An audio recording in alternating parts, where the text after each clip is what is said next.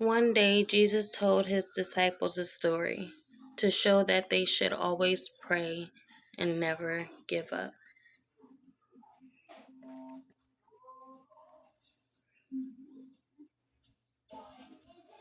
When my boys were really little, they discovered that if they spoke through a little air conditioning vent, that someone on the other end of the house could hear them through that vent. And so sometimes when I was getting ready in the morning, She's saying that one day, I guess sometimes her kids would speak through an air conditioning vent, and just so that she can hear them, and she hear their little voices coming through that vent.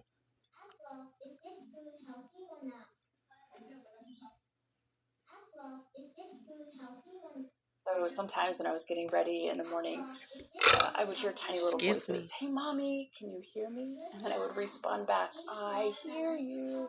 And then they would laugh and giggle, and we would go back and forth, and they were always so shocked that I could hear them. And I think when it comes to the prayer life, we wonder, It's the hey, memories. God, wherever you are, can you hear me?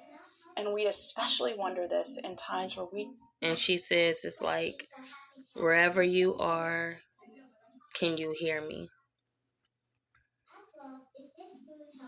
So at times we feel like we can't hear Jesus, or we can't hear God call out to us, because, and I guess we get this fear that he's not listening, and we can become worried that, wherever we are,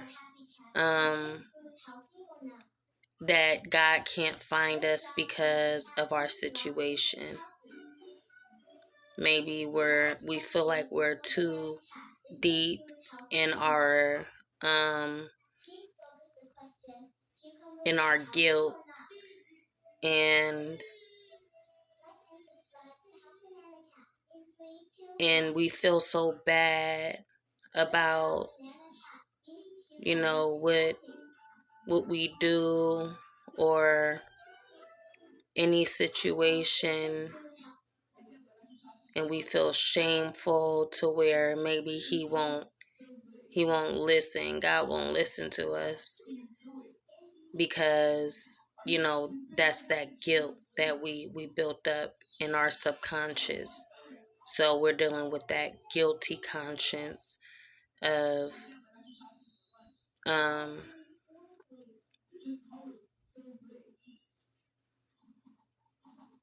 so we're dealing with that guilty conscience, praying for something, and we aren't getting the outcome that we hope.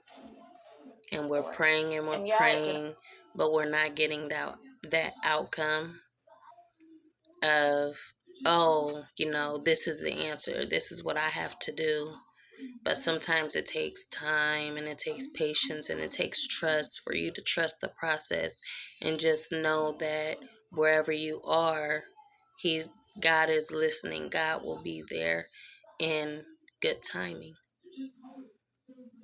Our verse of the day, Luke's Gospel, chapter 18, verse 1, Jesus tells the disciples that they should always pray and not give up. And there are countless examples in Scripture of the God who does hear us.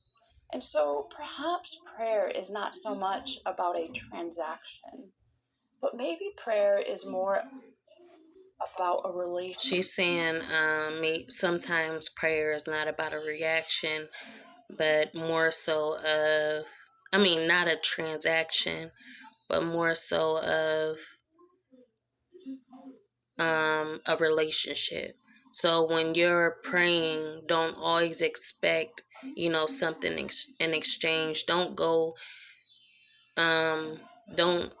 to prayer for something to take away, but just use prayer as guidance.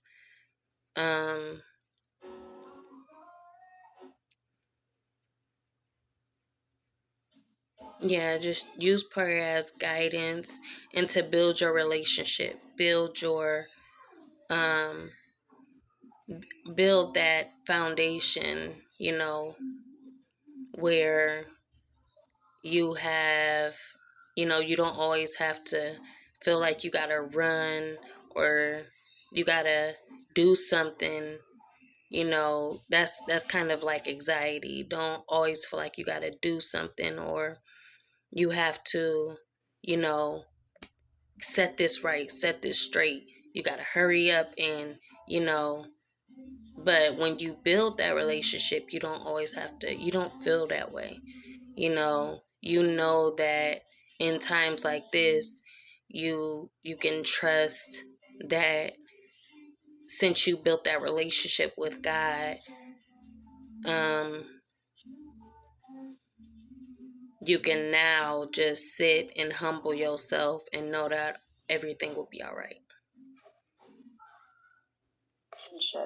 And the grace of God that is bending our will into the will of God. You see, in Scripture, we discover that God is a relational God, that God does hear us. And so maybe it's not so much about transactional or formality or the outcome, but it's more about the formation that happens within our heart and mind. So that when a particular outcome does happen, even if it's not the one that we originally hoped for, we are able to say, "It is well with my soul," because the grace of God was present with us as we poured out our hearts to Him. And so, friends,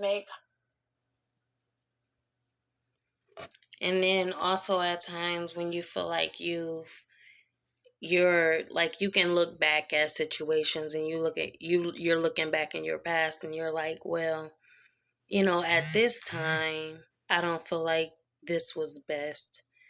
I'm afraid that, others will judge me, others will make me see me in this way.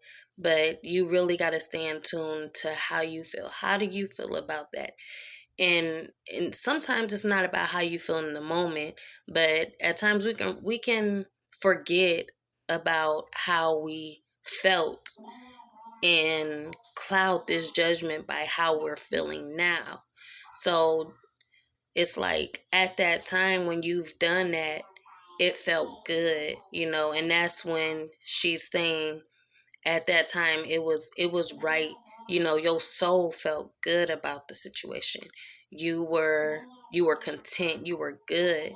So it's like when you look back and you try to, you're second guessing yourself and you're contradicting. Oh, this is not I don't like this now, but you like that then. So sometimes you just gotta let things be and step away before you make any changes that you may or may not regret. But at that time, you know, just think before you reaction, before you react, just take a step back. Before you react, take a step back and collect yourself. bless you as you persevere in prayer. So that our topic today was from Luke. When